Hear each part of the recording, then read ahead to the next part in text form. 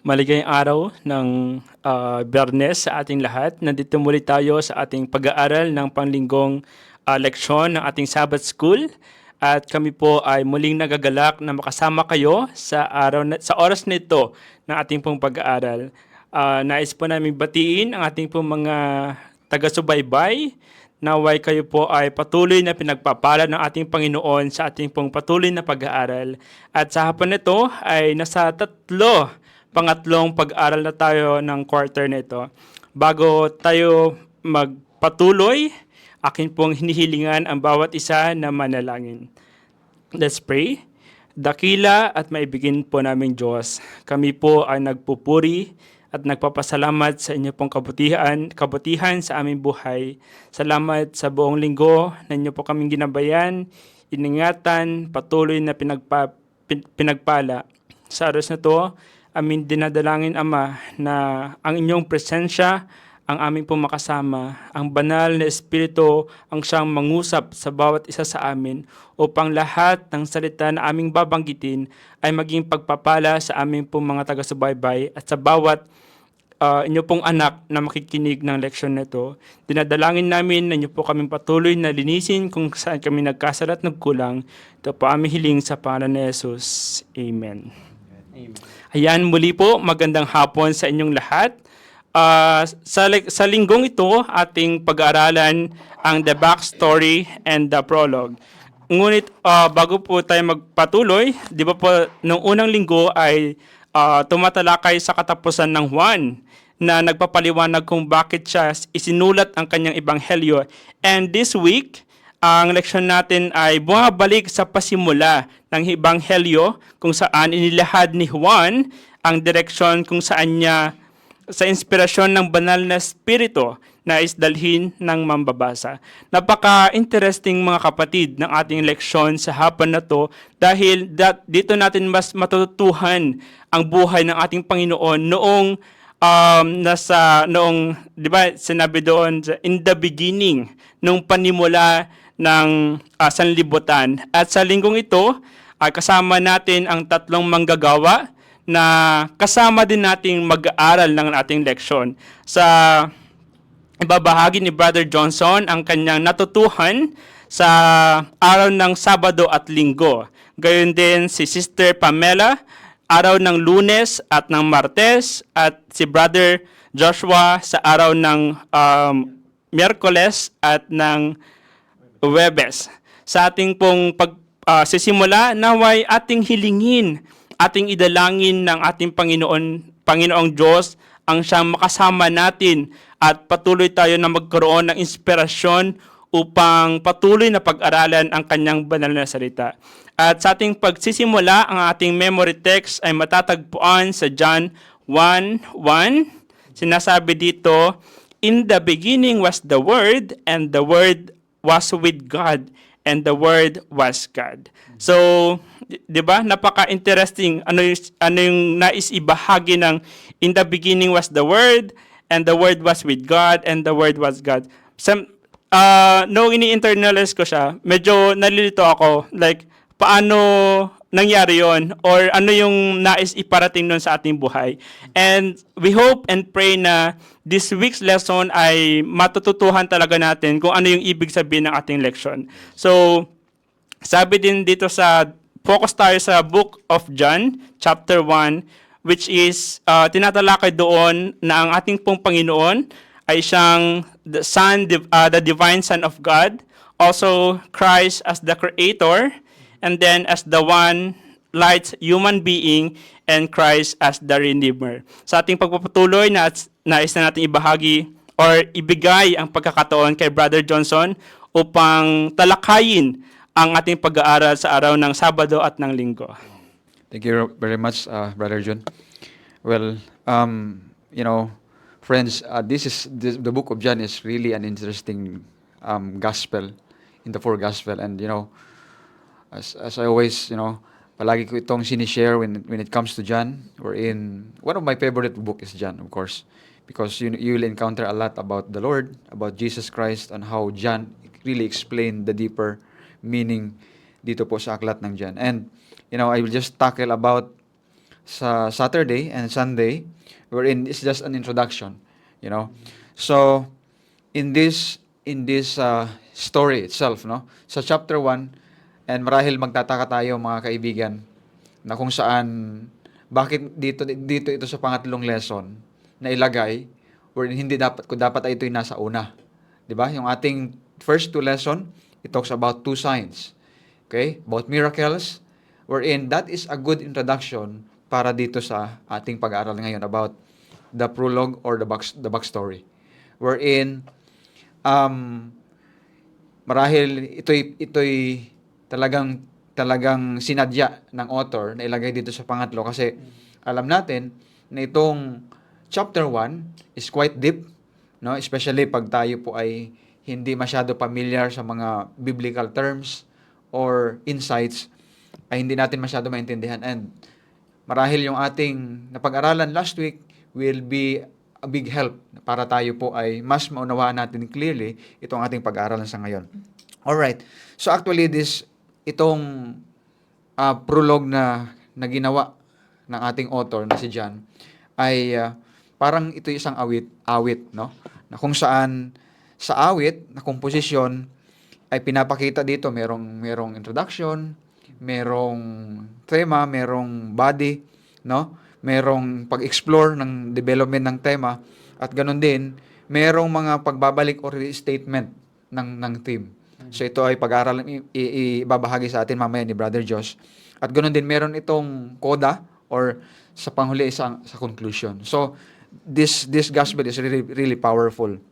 And also ang prologue ni John sa gospel ay parang his gospel is analogous. When you say analogous, it is ginagamit niya in the same way in other part of his writing. And also meron itong thread at lalo tigit yung ating pag-aralan sa ngayon. Ito'y merong tatlong section from verse 1 to 18 kasi ang focus nating pag-aaral is chapter 1 verse 1 to 18. And in chapter 1, first part is yung ating focus is chapter 1 verse 1 to 8. Dito nakafocus sa 1 to 18 nakafocus dito yung word. And the first thing is we encounter the eternal word and the human witness. So kung ating alalahanin, babasahin, dito, although si John na nagsulat, pero ang ating titingnan, siya ay he is as a third person. Okay? Bakit third person?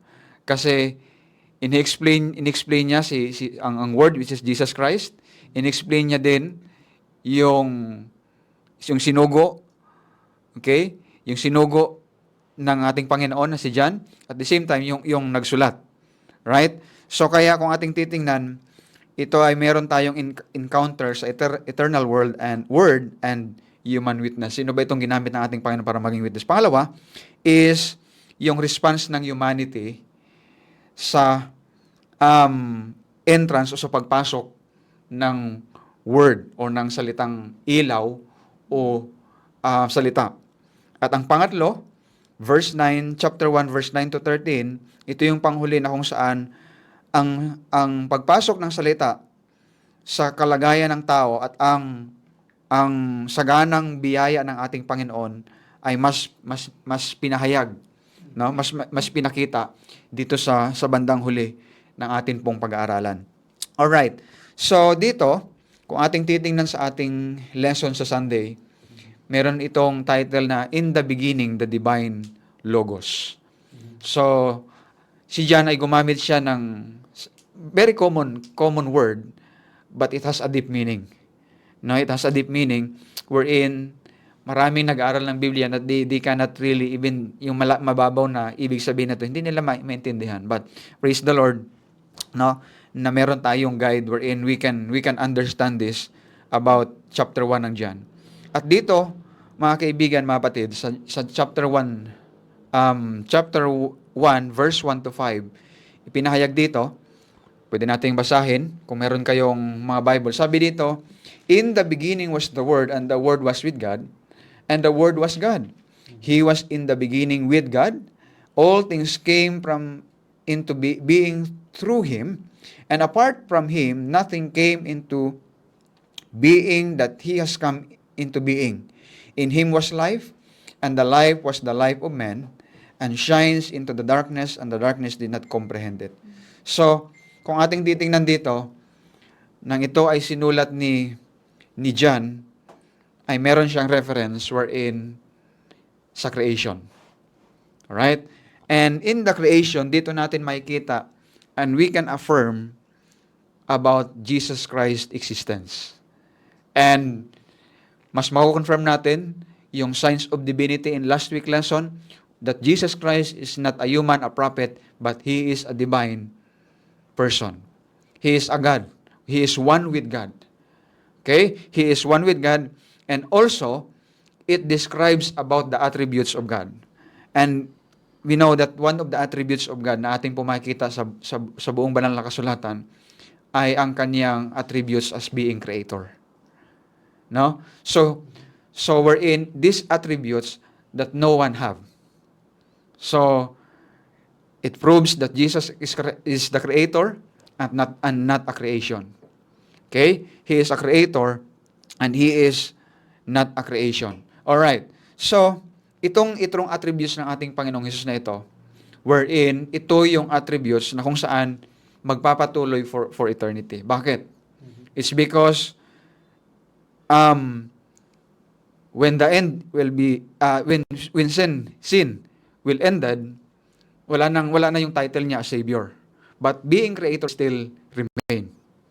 Okay? And that's why dito pinakita ng ating lesson na kung saan His existence is from eternity past. So meron akong babasahin sa inyo sa isang sulat sa Desire of Ages. Sabi dito, from the days of eternity, the Lord Jesus Christ was one with the Father. He was the image of God, the image of His greatness and majesty, and outshining of His glory. So, yeah, kung ating titingnan dito mga kapatid, mga kaibigan, makikita natin na kung saan ay yung existence ng ating Panginoon ay simula pa ng pasimula. No? Simula ng pasimula, or even in other word, wala siyang simula. Kasi nga siyang simula. Okay? Siyang simula.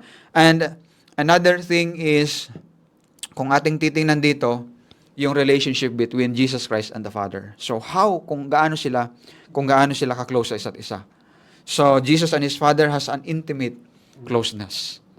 You know? Kaya the book of John was started in the first chapter identifying himself to his people. Kasi doon tayo, meron akong nabasa wherein the gospel is the revelation of His love. And I read that in one of the in writings of Ellen White, wherein the plan of salvation ay revelation ng malalim na pag-ibig ng ating Panginoon. At sabi doon sa Desire of Ages, only love that sana ba yun? Only love that will, ang magigising ng ating pag-ibig sa ating Panginoon. Love begets love. Yan, nakuha ko na. Love begets love. Okay? Kung bakit tayo ay magbabalik ng ating mamahalin ng ating Panginoon because nakita natin yung napakalalim na pag-ibig ng ating Panginoon. At yun ay nireveal niya dito sa Book of John, no? Na kung saan, kung mas maintindihan natin ito, it will really points us na kailangan natin ang ating Panginoon sa ating buhay. Okay, we need someone na kung saan tutulungan tayo para mas magpatuloy at lumago sa nais ng ating Panginoon sa ating buhay. Okay? So, yun yung aking mababahagi sa Sunday. And akin na pong bibigay ang panahon sa aking mga kasama. Ayan, maraming salamat, Brother Johnson. Napakalinaw nga po nung ibinahagi ng ating kapatid sa ating leksyon sa araw ng Sabado at ng Linggo. And sa ating pagpapatuloy, nais na nating ibahagi or ibigay ang pagkakataon kay Sister Pamela upang talakayin ang araw ng Lunes at ng Martes. Ayan. So, maraming salamat po sa aking mga kasama na napakaganda po ng explanation, no? Ngayon po ay nakasign po ako sa Monday and Tuesday. Ang title po ng Monday's lesson natin ay The Word Made Flesh. Nais ko po ulit basahin yung verse natin kanina. Sabi, in the beginning was the Word, and the Word was with God. The Word was God. He was in the beginning with God. All things were created, were made through him, and without him nothing was made. Nothing was made that was made. So, ating po mapapansin dito na yung author, which is si John, he did not start his gospel with the name of Jesus or yung binanggit po yung role niya as a Messiah. Pero, binanggit po dito yung word, which is the Logos. Ang Logos po is the Greek word of the Word. So, dun po sa ating lesson, sinabi po that around the time that John wrote, various philosophies used the term Logos. And nire-refer po ito sa rational structure of the universe, or it also referred to the idea of logic and reason themselves. Pero the term logos, o yung word na binanggit po dito na ginamit ni John, was used in a different manner. So sabi, the truth, or yung logos na sinasabi po dito, is not some abstract concept. Pero that logos refers to a person. And that person is Jesus Christ Himself. At kung ating po makita dito that the Word was with God and the Word was God, yung word po na sinasabi dito was Jesus that dwelt among us. Sabi po sa John 1 verse 14, and the Word became flesh and dwelt among us. And we beheld His glory, the glory as of the only begotten of the Father, full of grace and truth. Di ba napakaganda po? The Word, which is Jesus Christ, became flesh. So siya po ay nagkatawang tao. He dwelt among us. So, the eternal God became a human being, one of us. He became one of us. So, nais ko pong ibahagi ang isang talata na may kita po sa Exodus 20. Ayan. Wait lang po. Exodus 25 verse 8. Sinasabi po, and let them make me a sanctuary, and that I may dwell among them. So yun din po yung sinasabi ng ating Panginoon, that God Himself wanted to dwell among us. God could dwell in the midst of us. Nakita po natin that the divine Son of God stepped into the human flesh. Nagkatawang tao po siya, and He unveiling His glory. And because we are sinners, hindi po natin kaya yung talaga yung kanyang kaluwalhatian. So, what God did is He veiled His glory in order for Him to reach us. And that only tells us how wonderful God is, how marvelous His love is para sa atin. Looking back, mga kapatid, God was God Himself. He's the King of Kings. He's the Alpha and Omega. But then, because our world was fallen, God did a way. God made a way for Him to reach us. And that only tells us how amazing He is. And sabi po sa lesson, what does this tell us about the reality of God's love for humanity? And why should we draw so much comfort from this amazing truth? That the Word, which is Jesus Christ Himself, dwelt among us.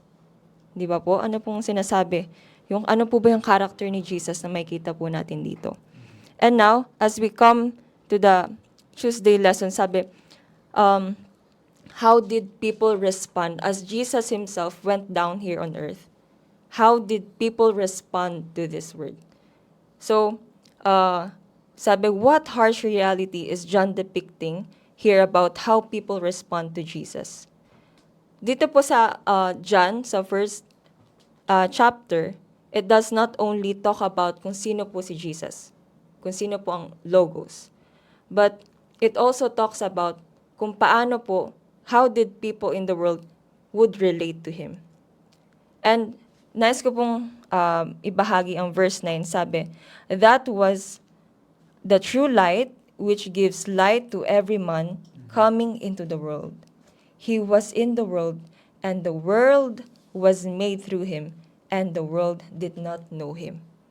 So yun po yung naging response ng mundo kay Jesus Christ. Ano po ba ang ginagawa ng true light? So, Jesus being the light of this world enlightens us in the world of darkness, because our world po is sinful, full of darkness po. So Jesus himself, who illuminates his glory to the world, para for us to make for him, sabi po dito, the light comes to everyone, but not everyone welcomes the light. As John is how people, the Gospel of John is how people receive or reject Jesus. So makita po natin, we still have the choice whether we would accept that light or we would reject it. But then, sabi, the sad litany is that the Messiah came to his own, but many did not receive him as the Messiah. Marami ang hindi tumanggap kay Jesus Christ as the Savior of this world. Hindi po ba nakita natin humility ni Jesus Christ to reach us? But then, many, we still have the choice kung atin po itong tatanggapin or not. So John says, but then, dun po sa ating lesson, anyone who would receive Jesus Christ, you have the gift to be a children of God. And it's only through believing in the name of Jesus. Ating pumabasa sa John 1 verse 12 to 13. Sabi po, but as many as receive him, to them he gave the right to become children of God. To those who believe his name, who were born not of blood, nor of the will of the flesh, nor of the will of man, but of God. So yun po yung gift na binibigay ng ating Panginoon. And that is the power, nakikita ko po dito, the power of faith and believing that Jesus dwelt among us and Jesus saved us from our sins to redeem us. So that salvation that he is offering, we are to receive that. And as we receive Jesus Christ, we have the gift to receive that we are children of God. So, yun po yung napakagandang mababahagi ko po sa lesson natin from Monday and Tuesday. Ayan, maraming salamat, Sister Pam. Sobrang linaw nga po, no, na habang pinapag-aralan natin yon, parang kinakatok din ng Panginoon yung aking puso na sobrang na-inspire ako sa ating pag-aaral. And nais ko lang din magbahagi ng kaunting or karagdagan doon sa ating napag-aralan ng Lunes at Martes, that di ba sinabi doon sa John 1:14, he dwelt. So ibig sabihin, he tabernacled among us. So he fetched his tent among us, ibig sabihin nun, nanirahan siya kasama natin. And then sa nung Tuesday naman po or nung Lunes, 'di ba? Sinasabi doon yung pagtitiwala, na sinabi doon na kung tayo ay nagtitiwala, meron para tayong authority, meron tayong rights, meron tayong power to become the child of God. Yun yung kagandahan kung tayo ay nagtitiwala sa ating Panginoon, na alam natin sa ating puso na tayo ay anak ng Panginoon. And then, sinabi din dito that sa pamamagitan ng ating Panginoong Panginoong Jesus, kay Jesus at dahil kay Jesus, we can become children of God. Amen. 'Di ba? Nagkatawang lupa siya, nanirahan siya sa atin, ngunit ang sanlibutan ay makasalanan. Ngunit ibinigay niya or isinugo niya ang kanyang katawan upang tayo ay magkaroon ng pangalawang pagkakataon or upang mamuhay. At naway hindi na natin sayangin yun, yung pagkakataon na yun ay binigay sa atin ng ating Panginoon upang magkaroon pa tayo ng sense of being a human and a sense of being a child of God. So, yun, napapagtanto-tanto na natin, no, yung ating pag-aaral mula nung Sabado, Linggo, Lunes at Martes. At dadagdagan pa ito ni Brother Joshua ng Wednesday and Thursday's lesson. At bago yun, nais din po magbahagi ni Brother Johnson ng kanyang natutuhan sa araw na ating pong tinalakay. Alam mo, Brother John, meron lang akong naisip, no? Wherein, nang binanggit ni Sister Pam yung about yung gospel, it will give us really comfort. And I remember kung bakit ito yung magiging comfort sa atin. Wherein, yes, the reality ng pagpunta ni Jesus Christ dito, He was rejected, you know. Yung kanyang sariling mga nilikha, nireject siya. What a painful experience kung tayo. Halimbawa na lang sa ating pamilya, yung halimbawa, magulang. Yung sariling magulang ay pinagkanulo or nireject ng kanyang anak. Di ba napakasakit? How much more sa ating Panginoon. But, you know, one thing that really comforting here, yes, yung magiging response ng mga tao, when we heard the gospel, some of them will reject, some of them will believe, some of them will accept. But the thing is, yung mission o yung focus ng ating Panginoon o yung purpose ng ating Panginoon na hindi ng kanyang pagpunta rito as a light, as the word, ay mananatili. Kaya sabi dito sa studies in the Gospel of John na sinulat ni E.G. Wagoner, sabi niya dito, "But not so with the light of life, it shines out in the darkness, and the darkness does not prevail against it." So ang comforting dito, yes, this world is full of darkness, but then even that how dark it is, it will not prevail. Still the light will prevail. Can you imagine that? Kaya sabi dito sa verse 12, it's really comforting sa verse 12. But as many as receive Him. Hindi magiging walang kabuluhan yung sacrifice ni Christ is because there is still people will receive and accept Him as a Savior. And sabi dito, that is true the light. It is of worth. It is not only unquenchable. Can you imagine that? Love cannot unquenchable. But it cannot keep within bounds of darkness. A portion of its unquenchable life is every man that comes into the world. It would be every man, no man would reject it. You know, kung ating titingnan yung scenario, there are people that they will have an encounter with the Word of God. They will have encounter with Jesus. And even yung encounter nila kay Christ, they cannot resist to give their heart to Christ. You know, and you know, ito yung palaging sinishare ko when I have a Bible study. Kapag ang bawat tao maintindihan nila yung deepness ng gospel, even the worst criminal na nabuhay dito sa libutan can even be melted yung heart nila. It's because they see how deep yung love ng ating Panginoon. You know? So he went through to our level, pumunta siya sa ating level, or even lower than our level, para tayo abutin at iligtas sa ating, you know, sa ating kalagayan na mga makasalanan. And that is a mystery. And that is a mystery wherein, sabi nga dito, is ironic. You know, yung first mga lesson natin nakaraan, a lot of things are so ironic, but if we understand it, it really gives us more comfort na mas magtiwala pa sa ating Panginoon. Yeah. So yan yung aking maibabahagi at madagdag. Tunay nga yun, no, Brother Johnson, na sinasabi din sa lection natin, kung tayo nagtitiwala, this leads to life. Sa buhay natin bilang anak ng Panginoon. Kung hindi naman daw tayo nagtitiwala, this leads you to death. And then, ang katapat doon or yung pagtitiwala ay pagtanggap. Yung acceptance natin sa ating Panginoon, this will lead to the promise of eternity.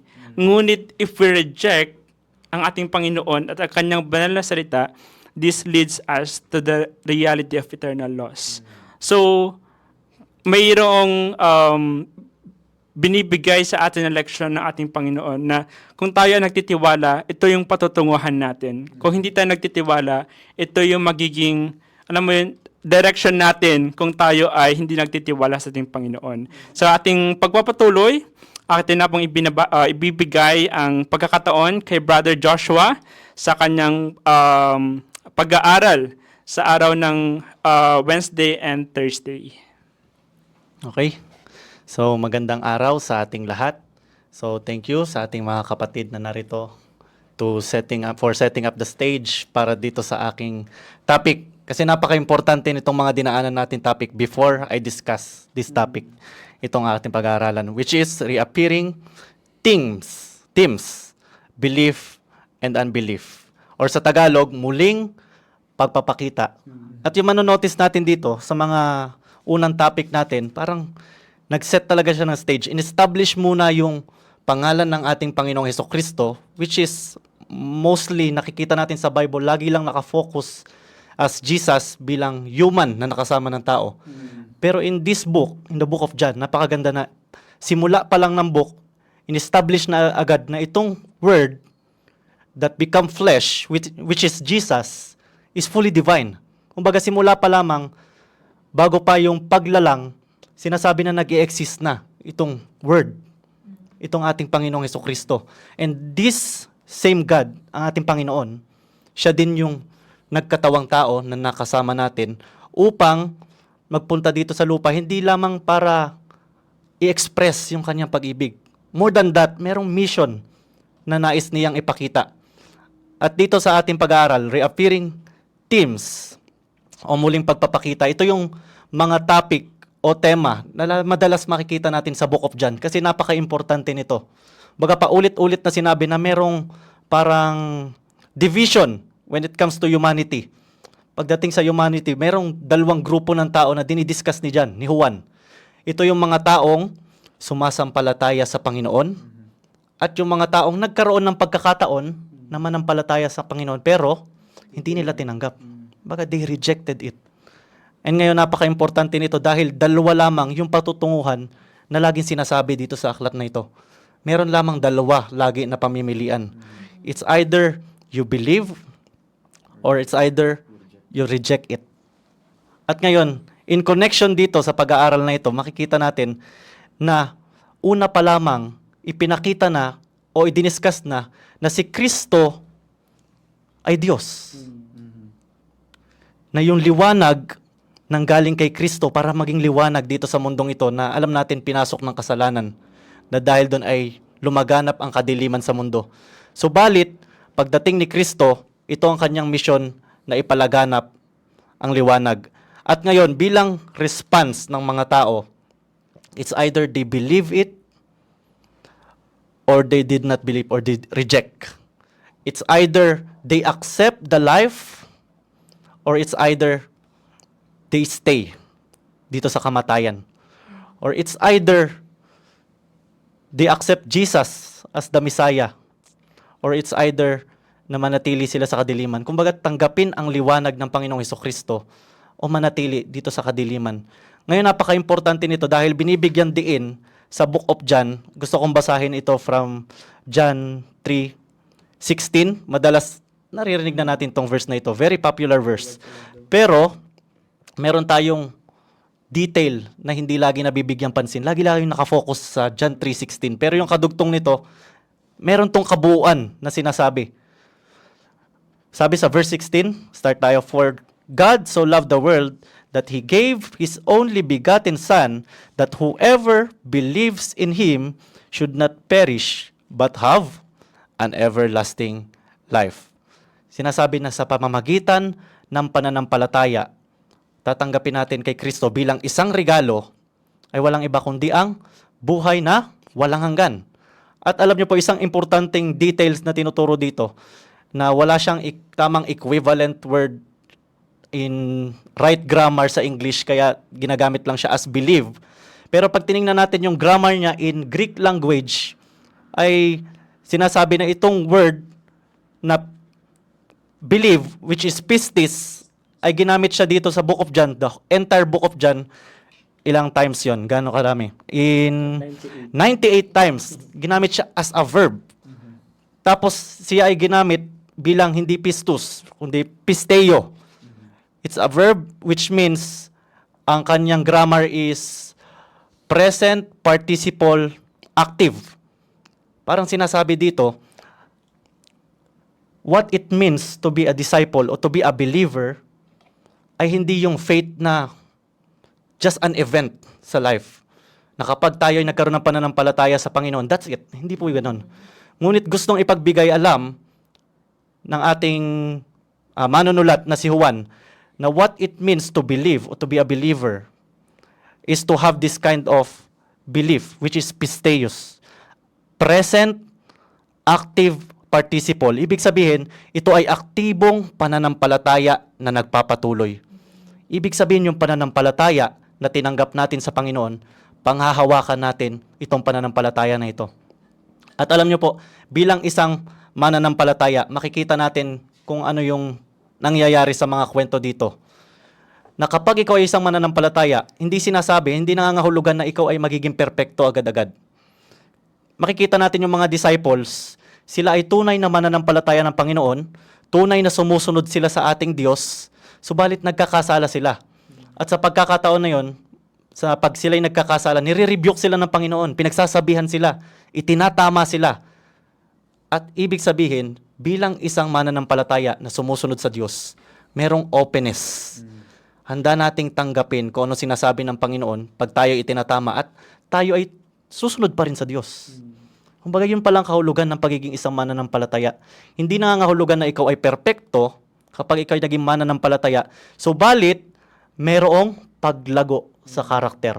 Patuloy natin na i-express yung pananampalataya natin sa Diyos. Aktibo na pananampalataya, may paglago hanggang itong ating pananampalataya ay lumago ng lumago, yung spiritual maturity na nabubuo by time. It's a process. Hindi po natin masasabi na kapag mananampalataya tayo, meron na tayong assurance na ligtas na tayo. Hindi po yun ganun.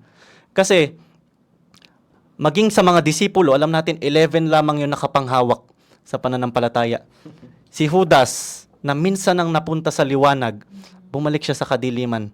Dahil, hindi niya napanghawakan itong pananampalataya. Ibig sabihin, hindi ganun klaseng lumago yung pananampalataya na kanyang tinanggap. Hindi niya napalago o hindi niya napanghawakan. At ngayon, napaka-importante po nito dahil dito nakasalalay, dalawa lamang yung pamimilian. Kapag tayo ay nanampalataya sa Diyos, ibig sabihin tatanggapin natin yung buhay, yung liwanag, makikita yan sa ating buhay. Subalit, ang karakter na itinuturo dito sa Juan ng isang hindi mananampalataya, sila naman yung pumupunta lamang sa Diyos upang kalabanin ng Diyos. Kumbaga sila ay may kaalaman, pero dahil hindi talaga sila mananampalataya na sumusunod sa Diyos, ayaw nilang napapagsabihan sila. Ayaw nilang naiitama. Kaya sa halip na sila ay magpasakop o maniwala o hayaan na i-judge sila sa liwanag galing kay Kristo, ay hindi nila yung tinatanggap. Baga ayaw nila na sila itinatama. Kaya dito po natin makikita yung mga karakter na yung kasama na po dito yung ilan sa mga pariseyo. Dahil sila ay nakikita nila na ang tingin nila sa kanilang sarili ay sila ay mga banal o sila ay matuwid. Hindi nila iniisip na itong si Kristo o hindi nila ina-acknowledge na itong si Kristo yung liwanag o Mesiyas na ipinangako sa ating banal na kasulatan. Baga nagiging sarado ang isip ng mga taong ayaw manampalataya. Kaya ito po ay makikita natin na ganito po yung tinuturo sa ano. And ngayon, hindi lamang po ito yung tema na paulit-ulit na nababanggit. Dadako po tayo dito sa Thursday. Reappearing themes na nakafocus naman about glory o kalwalhatian. At gusto ko pong basahin. Ito pong nasa John 17, verse 1 to 5. Okay? Ito po sinasabi. Jesus spoke these words, lifted up his eyes to heaven, and said, Father, the hour has come. Glorify your Son, that your Son also may glorify you. Stop po tayo dito sa verse na ito. Ba dito sa verse na ito ay madalas po ay na-encounter na natin ito and nami-misinterpret. It explains na ganito talaga ang ating nature as human. Hindi natin maabot ang kalwalhatian ng Panginoon. Hindi natin maunawaan ang tinuturo ng banal na kasulatan. Without the leading of the Holy Spirit, hindi natin talaga maunawaan. Dahil itong mga tinuturo dito is something na hindi abot ng ating kakayanan sa ating sarili. It is something na divine, na kailangan spiritually led in order for us to understand. Kaya sinasabi na itong kalwalhatiang ito, na dati nang nasa Panginoon, na dati nang nakay Kristo, ito ay kanyang, sabi kanina, iniwan. At siya ay naparito dito sa lupa para kanyang isagawa yung misyon dahil sa kanyang pag-ibig, dahil sa pag-ibig ng ating Panginoon. Kumbaga, binitawan niya yung kalwalhatian na nasa kanya sa langit na ina-acknowledge ng buong sangkalangitan ng mga anghel upang maparito sa lupa upang ipakita ang kanyang kalwalhatian dito sa lupa. Subalit ano yung nangyari? Hindi na acknowledge ng karamihan ng tao. Hanggang sa kanyang kamatayan, hindi na uunawaan ng sangkatauhan. Bagkus, itong greatest glory ng Panginoon, ang kanyang pagkamatay sa krus, sa halip na ito'y maging greatest glory para sa paningin ng mga tao, ito ay kahiya-hiya. Shame. It's a shame. Kumbaga, alam natin in context ng Roman context ng panahon nila sa Roma, ang pagkapako sa krus ito ang pinaka kahihiyan na kamatayan na pwedeng maranasan ng isang tao. Kaya sa paningin ng mga tao, hindi nila nauunawaan o na-appreciate itong glory ng Panginoon. Pero sa ating banal na kasulatan, pinapatunayan na kapag naunawaan natin ang tungkol dito sa kalwalhatian ng Diyos, makikita natin kung gaano na lamang kalaki ang pag-ibig ng Panginoon. Makikita natin o mas ma-appreciate natin kung gaano kabuti, gaano makapangyarihan, gaano katotoo ang pag-ibig ng Panginoon. Gusto ko pong basahin dito yung isa sa tanong bilang akin din pong okay, basahin ko po dito. Think about what it means that it took such a drastic thing, God Himself on the cross, to save us from sin. What should this tell us about just how bad sin really is? But just trying to imagine, kung wala tayong background sa Bible, and especially kung wala tayong leading ng Holy Spirit, maintindihan ba natin to? Does it make sense na maging glorification o talagang isang something na dapat luwalhatiin ang pagkamatay sa krus? Why not, unless we understand, mauunawaan din natin na luwalhatiin ng Panginoon o parangalan ang Diyos. Nang sinabi ni Kristo sa kanyang Ama na parangalan mo ako, Panginoon, na ibalik mo sa akin ang parangalan. Ano ba yan? Dito in verse 1, Father, thou hast come, glorify your Son, that the Son may glorify you. Ito po ang nakikita, ito yung perspective ng heaven na itong ginawa ni Kristo sa krus ay pagtatagumpay na dapat parangalan, na dapat luwalhatiin. But in our perspective, kahihiyan sa perspective ng sangkatauhan. At ngayon sinasabi ni Kristo na dapat lang ako na parangalan dahil natapos ko ang misyon dito sa lupa. Aking napagtagumpayan ang kasalanan. At nais niya na ito'y maunawaan din natin upang parangalan natin ang Panginoon, upang luwalhatiin natin ang Panginoon. Just imagine na ang ating Panginoon ay namatay sa krus. Kung maunawaan natin ang ibig sabihin nito, kung ano yung nagawa nito, mas laluwalhatiin natin ang Panginoon. Kasi ganito yon. Aking i-explain in sa pinaka maikli at maabot na aking kakayanan na pilitin nating maging malinaw ay ganito po, dahil sa pagpasok ng kasalanan, dito pumasok din ang misyon ng Panginoon ng pagliligtas. Baga meron ng nakahandang plano ng pagliligtas kung sakali na talagang ang tao ay magkasala. Subalit, dito natin mas mauunawaan na kung bakit gano'n na lamang kalaking bagay na dapat nating luwalhatiin ang kamatayan ng Panginoon. Dahil nang pumasok ang kasalanan, ano ba yung naging problema ng tao sa kasalanan? Unang-una, tayo po ay napalayo sa ating Diyos. Nagkaroon ng separation. Pangalawa, tayo po ay naging makasalanan. Hindi lamang po ang kasalanan sa paggawa ng kasalanan, kundi ito po ay kalagayan. Ang ating pong nature ay naging makasalanan. Ibig sabihin, pag ang ating nature ay makasalanan, makasalanan din ang ating bunga. Hindi tayo magbubunga ng kabutihan dahil makasalanan tayo in nature. And ang pangatlo, na naging problema dahil sa kasalanan, pumasok ang kamatayan. At kung bakit gano'n na lamang na dapat natin luwalhatiin ng Diyos dahil lahat ng problema natin sa kasalanan, tinugunan ni Jesucristo. Siya ay nabuhay ng may kabanalan, hindi siya namatay. Kumbaga, siya ay nabuhay ng may kabanalan, hindi siya nagkasala. At siya ay namatay, subalit napagtagumpayan niya ang kamatayan. At yun yung problema natin sa kasalanan. At dahil doon, mapapanumbalik yung dating relasyon natin sa Panginoon sa pamamagitan ng pananampalataya. Kung tayo ay mananampalataya. Kumbaga, mas nagme-make sense na sa atin kapag nakikita natin na gaano ka-importante pala yun. Tinugunan pala ng Panginoon. Ibig sabihin, ito pala yung mabuting pabalita na pinangahawakan natin, which is yung substitutionary grace. Yung lahat ng para sa atin, tinanggap ni Kristo upang yung lahat ng kanyang ginawa dito sa lupa ay tanggapin natin. Kumbaga talagang kapag naunawaan natin, lalulhatiin natin ang Panginoon at karapat-dapat na luwalhatiin ang ating Panginoong Hesukristo. Ayan. Amen and praise the Lord sa napakagandang pagbabahagi na inyong natutuhan sa araw ng Wednesday and Thursday. Nais lang natin balikan yung tinalakay natin verse kanina, which is in John chapter 17 and 1, which is struck me the most yung sinabi ng ating Panginoon, dumating na ang oras. And then, habang nanonood ako ng mga leksyon or pag-aaral, ito pala ay oras doon sa cross. Ito pala yung oras doon sa bundok ng Kalbaryo. Ito pala yung oras ng Golgotha's Hill. And ito pala yung oras na ibibetray siya ni Judas. Oras na i-deny siya ni Peter ng 3 beses. Ito din pala yung oras na ikikrucify siya ng mga Romans. And oras na i-reject siya ng mga Hudyo. Diba? Sa part ng ating Panginoon, nakakalungkot yon, di ba?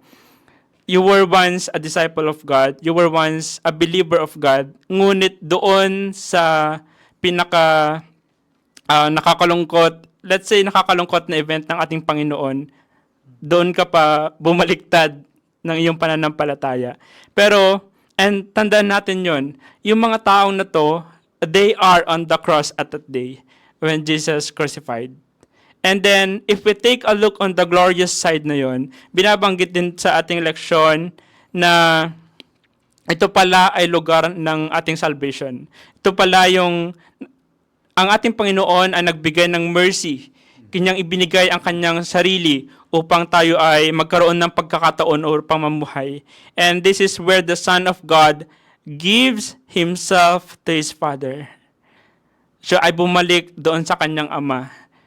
That despite of what happened to him, di ba?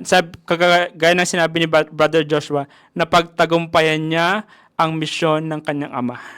When he returned. And sinasabi dun sa huli nating leksyon, how ironic, di ba? Sabi dito that God's greatest glory is revealed in His greatest shame, bearing the sins of the world in Himself. Bakit parang sabi natin, bakit naman ganun yung naging nangyari sa buhay ng ating Panginoon? Pero yun pala yung glorious day ng kanyang mga anak na mga makasalanan, ngunit nagkaroon muli ng pagkakataon upang mamuhay. So, Brother Johnson, meron kang nais ibahagi sa ating kaalaman bago tayo tumungtong sa ating pagtatapos ng ating leksyon. Okay, thank you, Brother Jun. Well, actually, I just want to emphasize something about, the glory that was mentioned dito po sa part ng shinare ni Brother Jos about reappearing the theme, glory. Walang ibang desire ang ating Panginoon but to restore us into His glory. And we know from the very beginning that, He deserves glory. All the glory belongs to Him. And it was, yung paglikha sa tao ay mas nakita yung kanyang kaluwalhatian. And, that's why, kung ating titingnan, when someone, achieve or made something, yun yung kanyang crown of glory. At tayo mga tao, yung kanyang nilikha, He as a creator, we are the crown of His glory. And I want to mention this, the glory in the Bible. When we say glory, in Exodus, it was defined as character. It was character. Glory equals to character. And kung ating titingnan dito, sabi sa lesson, the cross is the hour of His glory. Why this cross is become the hour of His glory? So alam natin na yung pinakita ng namatay sa cross ang ating Panginoon, yung kanyang kamatayan ay para ma-restore muli yung kanyang minsang mga ginawang mga tao na muling mabawi No, because humanity became the slave or became the captive of the enemy, and He wants to redeem this. So yung redemption na yon will become again a glory for Him because of His death. And, sabi nga ni Brother Josh kanina, at maging sa ating study, people or even the world could not understand this.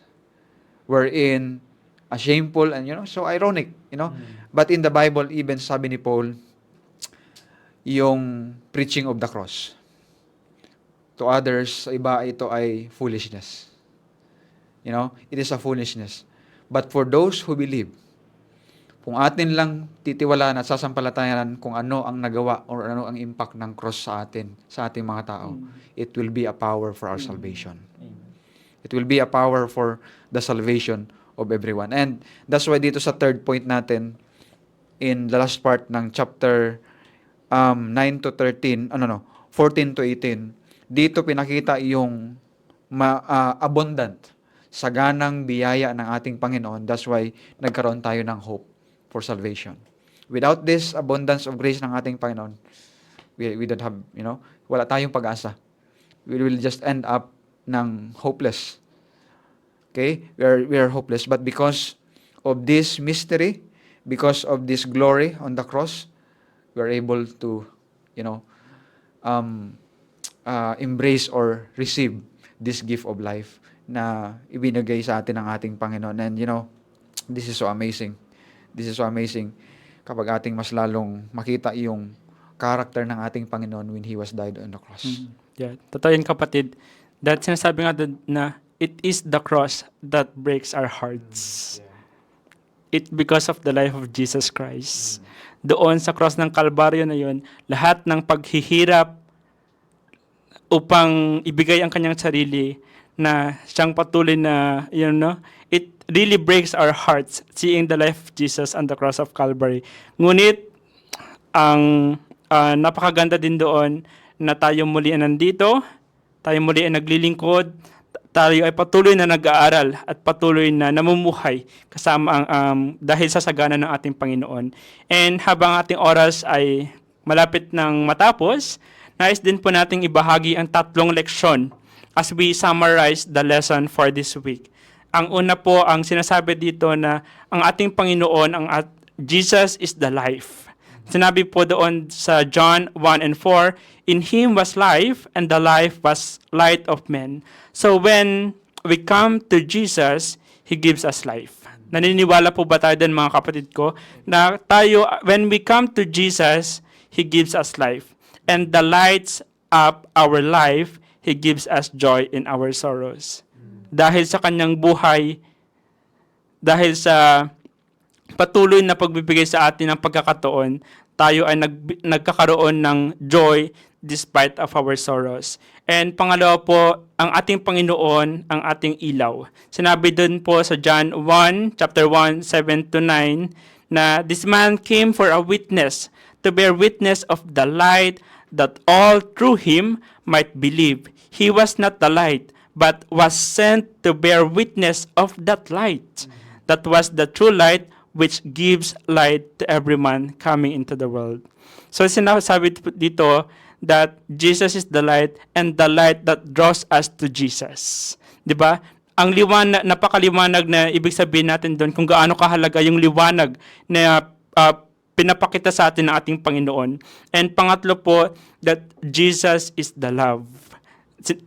Binanggit ni Brother Joshua kanina yung John 3:16, which is, I believe, yun yung isa sa mga paborito nating verses when we ask or kung tayo ay nagre-recite that for God so loved the world that He gave His only begotten Son, that whosoever believes in Him should not perish but have an everlasting life. It is because the love of Jesus Christ. Dahil sa pag-ibig ng ating Panginoong Jesus. So yun po yung 3 leksyon na we hope and pray ay magbigay ng inspirasyon sa atin upang magpatuloy sa ating pananampalataya. Ng ating Panginoon, ang ating He is the life, He is the light, and He is the love. And above all, it is because of His grace. and through the glory of the cross, we commit to serve Him forever.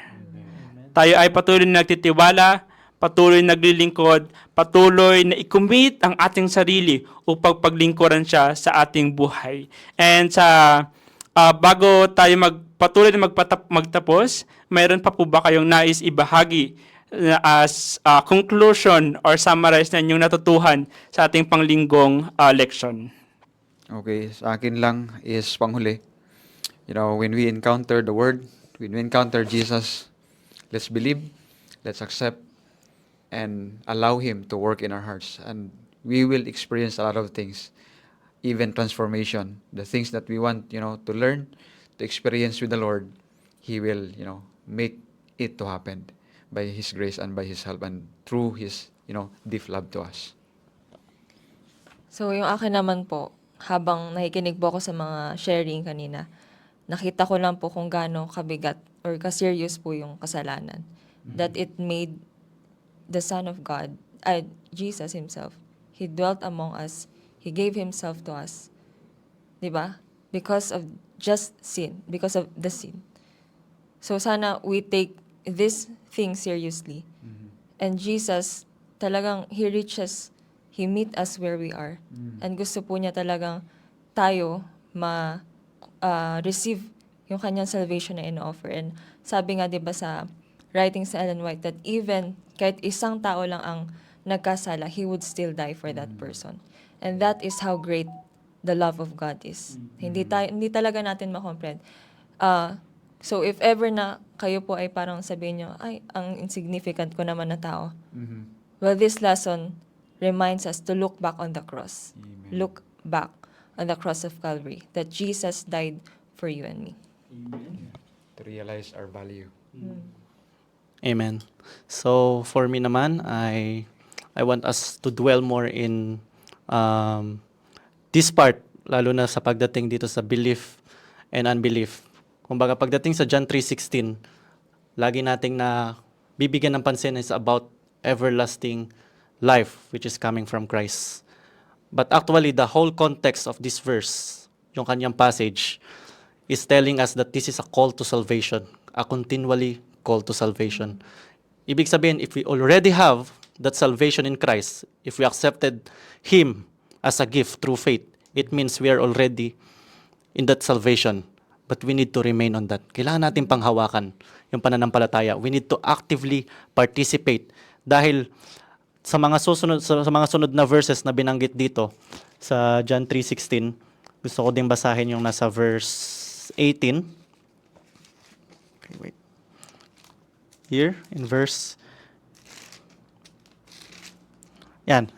in verse 18, that he who believes in Him is not condemned, but he who does not believe is condemned already, because he has not believed in the name of the only begotten Son of God. So, meron lamang dalawang patutunguhan talaga. If you believe, you have the eternal life. But if you did not believe, if you reject the Son of God, which is Jesus Christ, it means nasa atin yung condemnation. And sana ay ito'y magbigay paalaala sa atin na what it means to believe is to remain on God and to continually follow Him in our journey as a Christian. Maraming salamat sa inyo pong pagbabahagi ng inyong natutuhan sa ating panglinggong pag-aaral. Naway tayo ay patuloy na lumago.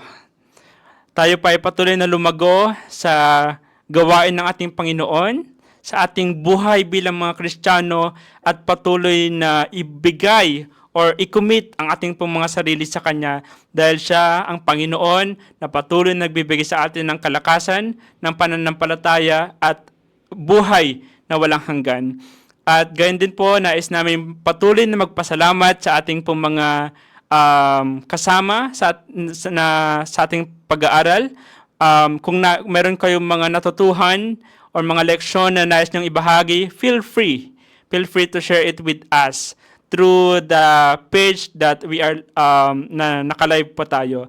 At gayon din po, as we close this week's lesson sa ating pag-aaral, nais nating tanungin si brother or i-ask si Brother Joshua para sa ating closing prayer.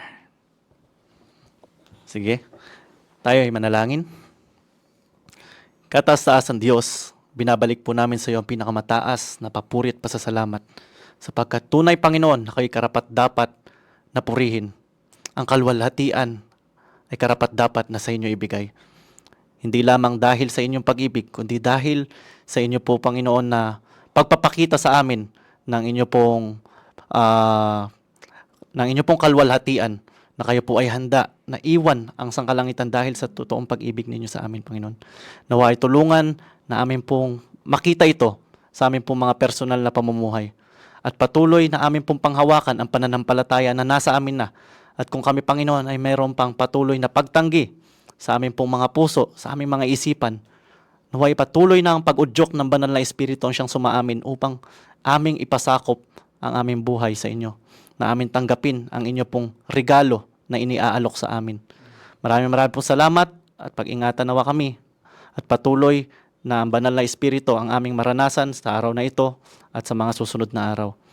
Ito lamang po ang aming hiling at dalangin sa pangalan ng aming tagapagligtas na si Kristo Jesus. Amen. Thank you very much and God bless. Thank you for watching.